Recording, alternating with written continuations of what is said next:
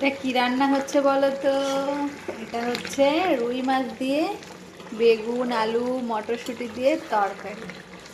সেই স্বাদ জানো তো, একবার যে খাবে সে বারবার খেতে চাইবে। দারুণ টেস্ট হয় জানো, আমার তো ভীষণ মজা লাগে। আহা, আজকে দুপুরের হচ্ছে এটাই মেনু, এটাই রান্না করছি। তো এক থালা ভাত খাওয়া হয়ে যাবে এই রেসিপিটা দিয়ে। মাছ আর সবজি বন্ডিংটা খুবই সুন্দর, মাছ আর সবজি একসঙ্গে রান্না করলে ভালো লাগে খেতে। তো আজকে সেটাই রান্না হচ্ছে।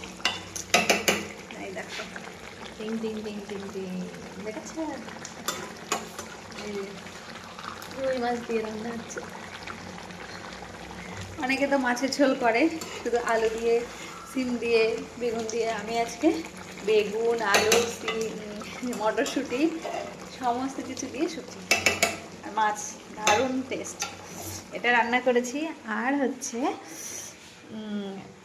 কি বলে, বিট গাজর কুমড়ো বাঁধাকপি দিয়ে একটা তরকারি। তারা দেখাই, এই যে তরকারির কালারটা দেখেছো কেমন হয়েছে বলো তো?